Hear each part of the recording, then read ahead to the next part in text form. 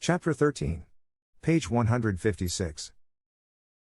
That afternoon, after 3 o'clock, when the afternoon newspapers were out, he bought a paper and found that cotton and wheat had advanced many points. And that he now had a nice profit on the purchases made that morning. Indeed, the gods of good fortune and finance were smiling on Robert, but the goddess of love was frowning and he must have patience. As the sun was slowly setting and the day was waning, he watched in sadness because no news had come from Marie. He firmly resolved that he would carry out his intention, and place the personal notice in the papers the following day for news of Marie, if something did not come that evening. Robert called Mr. Kenilworth on the phone in Texarkana, and again met with disappointment. Not a word had been heard from Marie, and her parents were now growing more anxious, and feared that there had been some accident or foul play in some way. They were making a search in every direction. City and county officials had been notified, and all the schools throughout the country were on the lookout for Marie, and making every effort to obtain some information about her. Robert told Mr. Kenilworth about his plan to insert the personal notice, and Mr. Kenilworth agreed with him. He thought it would be a good idea, and he believed that if she were secretly hiding somewhere, she would surely see the papers because she herself would be anxious to know what happened to Robert and what he was doing. Robert arose early on Wednesday morning, June 8, hastened to the newspaper offices, and placed the personal notices to appear the following day. When he returned to his hotel, for the first time since Sunday he thought of his birthday, June 9, when he would be 21 years of age. When he thought of this, a great hope came into his mind.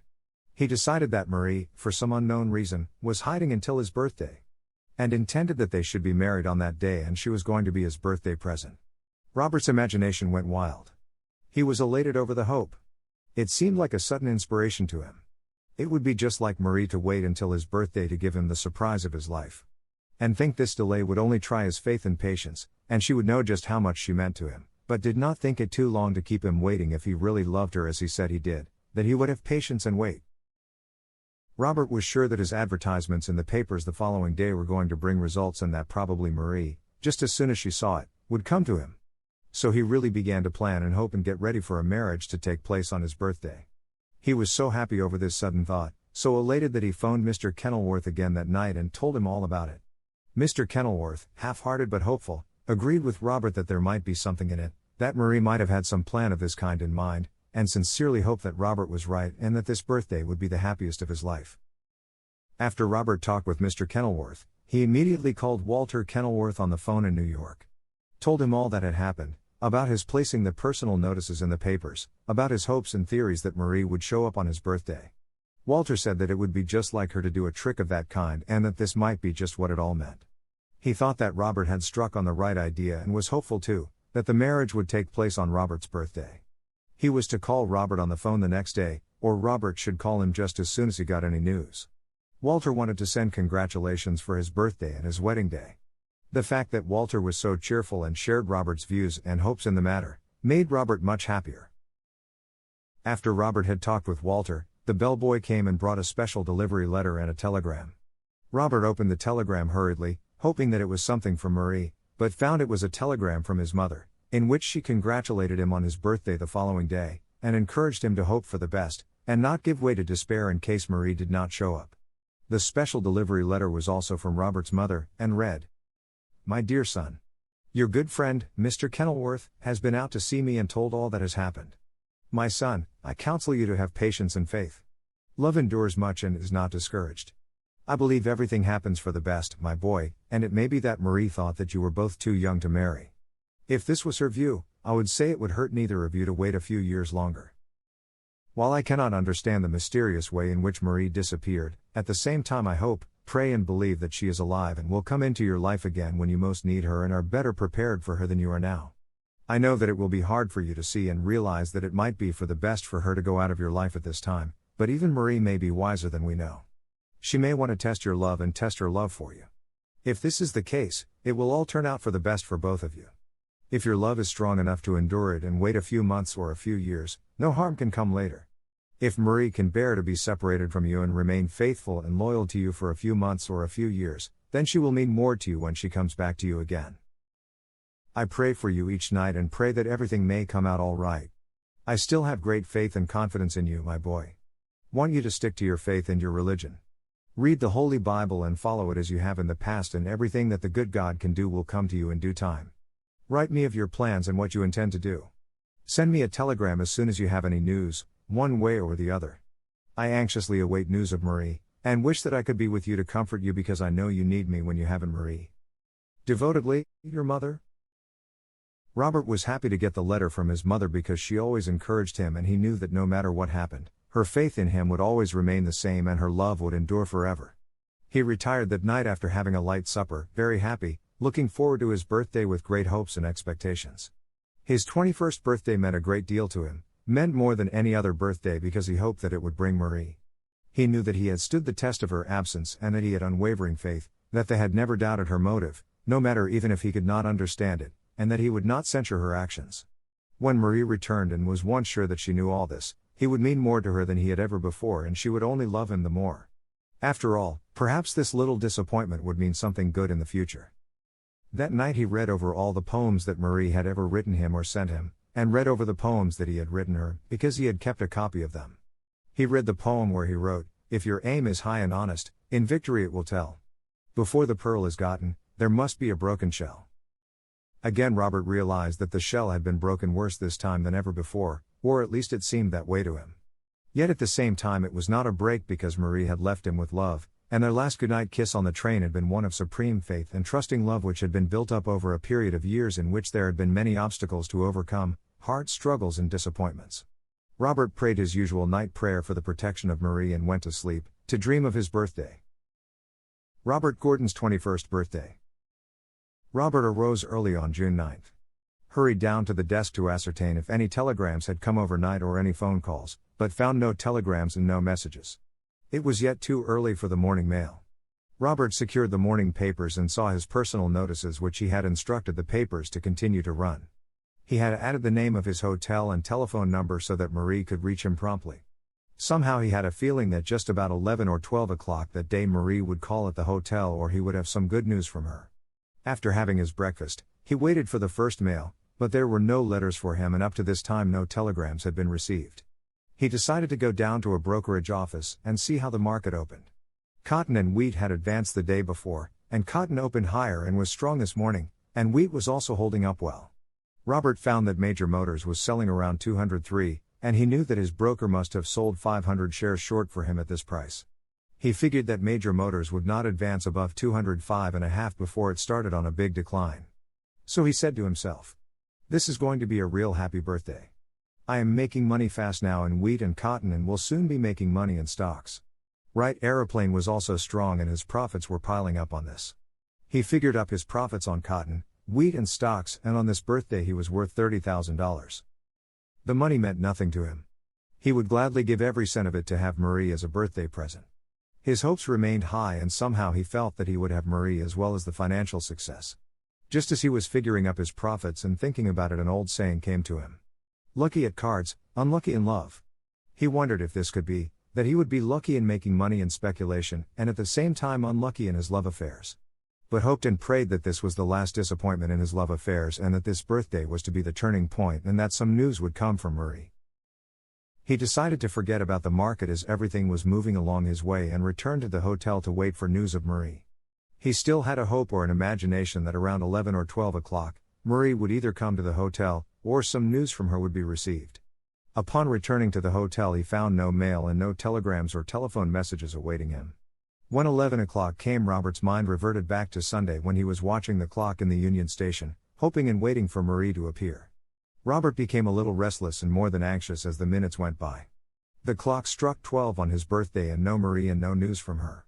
A few minutes after 12 his bell rang and a messenger boy appeared with a telegram. Ah, Robert thought, this is from Marie or some news from her. But it was a telegram of congratulations from his old pal, Walter, who asked that he convey the first news which he received in regard to Marie and stated that he hoped before the day was over he could congratulate Robert on his marriage to Marie. A little later in the day Robert received a long telegram from Mr. Kenilworth, congratulating him on his birthday and offering words of encouragement, also telling Robert that he expected to leave Texarkana on Friday night, June 10th, and arrive in St. Louis sometime in the morning and that Robert should be ready to start with him to New York, as he wanted to be there when Lindbergh arrived. Robert received another telegram from his mother congratulating him on his birthday and wishing him every success and happiness. These messages were very encouraging, but it was now 2 o'clock and Robert began to be keenly disappointed. He had raised his hopes so high that Marie would appear or some news would come. He paced the floor in anxiety, his heart beating rapidly, and was forced to admit to himself that he had been over-hopeful. He started to send a telegram to Mr. Kenilworth asking him to wire or phone just as soon as possible if any news had been received of Marie, and asked him to call up Marie's parents and find out if they had heard anything. Minutes now began to drag slowly, as they had on Sunday when Robert had watched the clock and saw his hopes slowly waning. They were now waning again, and Robert grew heartsick, but cheered himself with the thought that the day was not over yet. There was plenty of time for Marie to show up. Robert decided to read a while to quiet his anxiety. He picked up the book of Poems That Have Helped Me, and read The Isle of Long Ago. Oh, a wonderful stream is the river Time, as it flows through the realm of years, with a faultless rhythm and a musical rhyme, and a broader sweep and a surge sublime as it blends with the ocean of years. How the winters are drifting, like flakes of snow, and the summers like buds between, and the years in the sheaf, so they come and they go on the river's breast, with its ebb and flow, as they glide in the shadow and sheen. There's a magical isle up the river Time, where the softest of airs are playing, there's a cloudless sky and a tropical clime, and a voice as sweet as a vesper chime, and the Junes with the roses are staying. And the name of this isle is the Long Ago, and we bury our treasures there. There are brows of beauty and bosoms of snow dash, there are heaps of dust, but we love them so. There are trinkets and tresses of hair. There are fragments of songs that nobody sings, and a part of an infant's prayer, there's a harp unswept and a lute without strings, there are broken vows and pieces of rings, and the garments she used to wear. There are bands that are waved when the fairy shore by the mirage is lifted in air, and we sometimes hear through the turbulent roar sweet voices we heard in the days gone before, when the wind down the river is fair. Oh, remembered for I be the blessed all the day of our life till night, and when evening comes with its beautiful smile, and our eyes are closing in slumber a while, may that greenwood of soul be in sight. It made him realize that on the river of time, there are many trials, tribulations and disappointments. While he was young in years he had experienced many of them, and it seemed to him that the last 5 days had been 5 years. When he read the lines of the poem, sweet voices we heard in the days gone before, when the wind down the river is fair, and our eyes are closing in slumber a while, he thought of Marie, her beautiful eyes and sweet voice, all the happy things she had ever said, the things that she had written, and like a voice coming across the stillness of the night, he seemed to hear Marie calling as she used to call, Robert, dear Robert dear. He jumped from his chair, startled, because for a moment he thought it was her voice, for he had been hoping and expecting each moment to hear her voice, but alas, it was only a ghost of imagination, and no Marie was there and no news of her. Robert turned another page and read, Crossing the Bar, by Tennyson. Sunset and evening star, and one clear call for me, and may there be no moaning of the bar, when I put out to sea. But such a tide as moving seems asleep, too full for sound and foam, when that which drew from out the boundless deep, turns again home. Twilight and evening bell, and after that the dark, and may there be no sadness of farewell, when I embark. For though from out our bourne of time and place, the flood may bear me far, I hope to see my pilot face to face when I have crossed the bar. He read the last verse several times. Robert thought of Marie, his pilot, his star, his hope. When he had driven his ship across the uncertain sea of finance, it would be Marie's beautiful face that would keep the love light burning upon the altar of his heart, ever to guide her captain safely home. He had looked to her, to pilot him into the path of peace, lead him to the fields of contentment and, at last, to the height of eternal peace. He had looked forward to this day, his birthday, when she would return to him and he might claim her for his own. Thought of Marie's words, that hope and anticipation are greater than realization, but felt that nothing in the world could give him greater pleasure than the realization of this moment if he could hold Marie in his arms, kiss her sweet lips and hear the sweet words of love she had spoken to him in the past. Robert's heart for a moment sank within him. It was too much for him. He sobbed and cried like a baby, but then he thought of his faith, of God and his power supreme. Again, as he was wondering what to do, he got the crumpled note that Marie wrote and put in his pocket on Sunday and read it again. According to your faith, be I unto you. Love will always hope, understand and wait. Time proves all things. You will get everything you want. I will come to you when I mean the most and your need for love is the greatest. Only a few short lines, but so much said in them and so much left unsaid, Robert thought. Yet they contained an assurance, they left no doubt about a hope for the future, and on that hope and with that faith Robert would cling to the future. Time would prove his love. Marie stated plainly that he would get everything he wanted, and he knew that the greatest thing in the world he wanted was Marie. So at the close of another day of disappointment he felt that there was room for hope and that the future was lined with hopes. He resolved never to waver. Then read A Psalm of Life by Longfellow. Tell me not in mournful numbers, life is but an empty dream, for the soul is dead that slumbers, and things are not what they seem. Life is real. Life is earnest. And the grave is not its goal, dust thou art, to dust returnest, was not spoken of the soul. Not enjoyment, and not sorrow, is our destined end or way, but to act, that each tomorrow, find us farther than today. Art is long and time is fleeting, and our hearts, though stout and brave, still, like muffled drums, are beating, funeral marches to the grave. In the world's broad field of battle, in the bivouac of life, be not like dumb-driven cattle. Be a hero in the strife. Trust no future, however pleasant. Let the dead past bury its dead. Act in the living present. Heart within and God overhead. Lives of great men all remind us we can make our lives sublime, and, departing, leave behind us footprints on the sands of time. Footprints, that perhaps another, sailing o'er life's solemn main, a forlorn and shipwrecked brother, seeing, shall take heart again. Let us, then, be up and doing, with a heart for any fate, still achieving, still pursuing, learn to labor and to wait.